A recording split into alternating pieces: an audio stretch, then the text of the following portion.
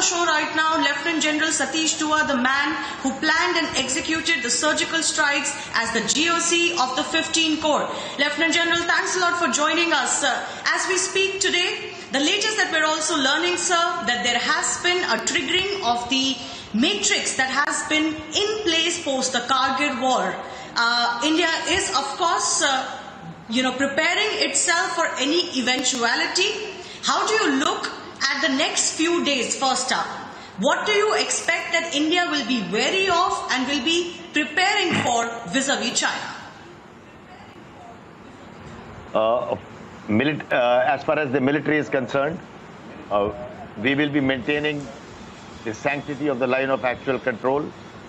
At the tactical level, we were in the process of disengagement that had been set in motion after the 6th of June meeting between the military commanders there at the Lieutenant General level. It was during that disengagement that this unfortunate incident took place 2 days ago. So military will continue to disengage, continue to maintain the line of actual control, the sanctity of the line of actual control, continue to patrol along the line of actual control, but army will also not take anything for granted. After this sort of an incident, there will be, of course, an heightened alert all over. We also have to remember that we must, on one hand, we must continue our road building activities, which are well within our territory, to which China has been objecting. On the other hand, at the tactical level, the commanders have to find a position of strength for ourselves. We have to leverage ourselves into some strong positions from where we also, even when there are going to be talks at different levels, whether in Delhi or whether between the two foreign ministries, as we've seen a statement after a foreign minister's talk, at any level, the talks that take place must take place from a position of strength. So I think at tactical level, we will do this. Militarily, both Army, Air Force have already been mobilized, because we must remember that while we have been doing these face-offs, military plans and prepares and trains for all eventualities. So all eventualities have been worked out, and we are putting into action the plan that we have to how we're going to operate after this. It's up to the leadership as to what decision to be made. We will ensure security of the LAC. We will ensure that we give them a good position to talk on. Lieutenant General Dua, this is something that everyone has essentially been talking about since this incident actually took place. The language essentially that India should be speaking in with the Chinese. Do you think that's going to change? Because that's very important to point out here, because clearly, if you go by the 6th June agreement, camps that were along the Galwan River, that should have been removed, but that did not happen. Once again, a clear indication that Chinese are not willing to adhere to what they had agreed during the June 6th agreement.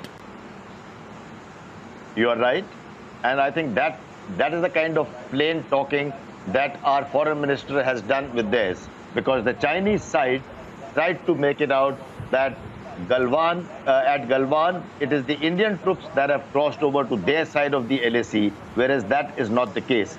As I have been saying repeatedly, between the two sides, over the last few years, where 22 rounds of talks have taken place, mostly inconclusive, but 23 flashpoints have been identified, agreed to by both sides, that, okay, these are the flashpoints where we need to exercise caution, and about these 23 flashpoints we will resolve later.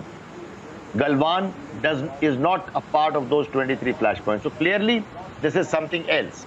And that is the kind of fact that is being pointed out. So that kind of plain talk has to be done to the Chinese side, because today, if there is a little talk on their media and their statements that we must behave like mature nations, if we have to behave like mature nations, they must play their part as well.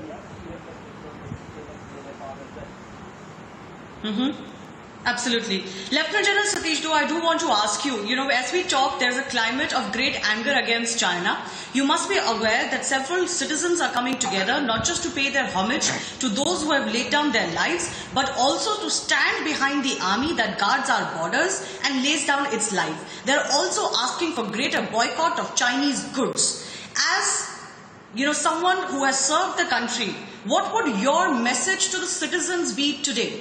What is it that the army looks forward to at a time of such crisis from its people? I think the best thing any Indian citizen can do is, firstly, we must respect and pay homage to those who've laid down their lives for our freedom, for securing our borders while we are at home. The second thing is that we must be a little discerning and not get carried away by wild speculations.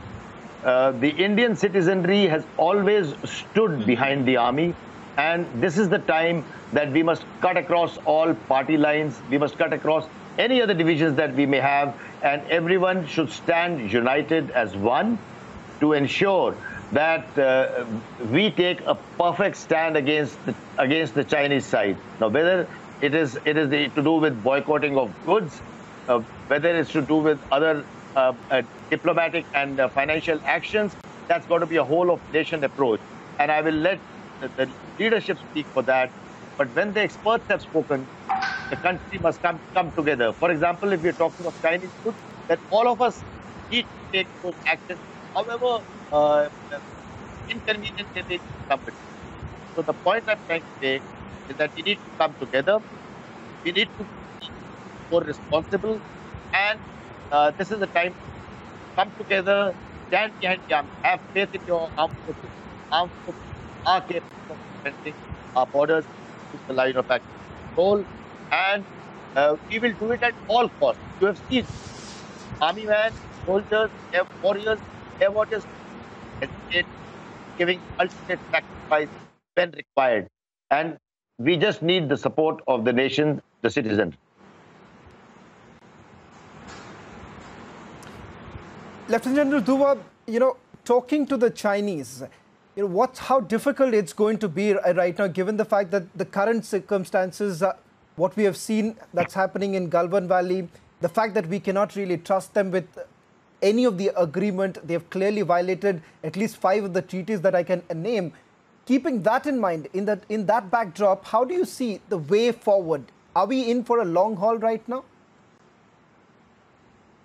Certainly.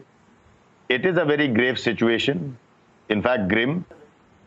So whether we say that we cannot trust the Chinese side, and in the past it hasn't worked, but I think while military must do its own job at the tactical level, and we've discussed about that earlier, but there is no alternative to engaging. If we want to behave like a matured nation, then I think we have to understand that whatever happens at the tactical level in the military sense, at the level of the leadership, we have to also engage as a citizen, I would feel. We have to behave like two matured nations to try and see that it does not spiral out of control.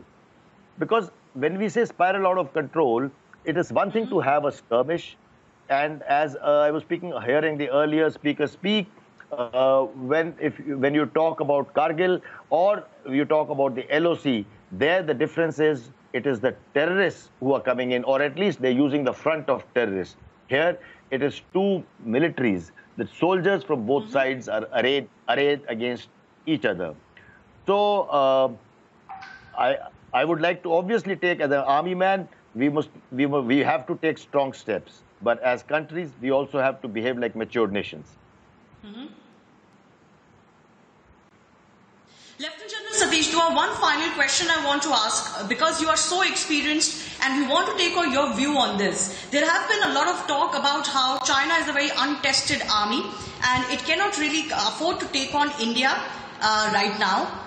There have been fresh assessments made, of course, since the last time we were face to face, which was in the 1960s. How would you assess today's situation, the Indian Army and the Chinese Army? Well, this is not 1962. Let no one have doubts. Having said that, our army is a very modern army. True, we always want more, better modernization. We want better equipment. That will always happen. But ours is a very modern army, a very professional and a trained army, a very apolitical army, and that plugs into professionalism. When I say trained, we are also very combat seasoned army. We have been in combat one way or the other in the last 5 decades. Every soldier gets an alternate tenure in an operational area. Every soldier of the infantry armor, I mean the fighting arms. So what I'm trying to say that today it is not 62 at all. In any case, we have seen that in 1967 itself, how Indian Army reacted and gave them a bloody nose. Yes. Having said that, and we know that China is more on a conscription model. I mean, their army is more on a conscription model. It is not the army of the country. It is the army of the political party, the Communist Party. So there lies a little difference there. Having said, and they haven't really had any combat experience the way we are talking about it.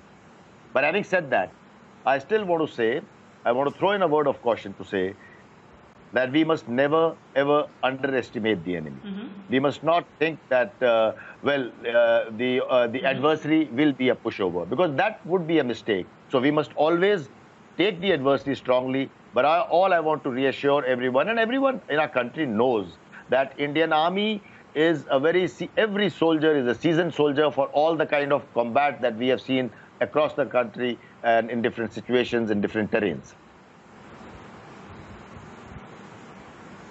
Well, thank you very much, Lieutenant General Satish Dua, for putting this into perspective. We must never underestimate our adversary, but also this is not India of 1962. India of 2020 is far more mightier than what perhaps even...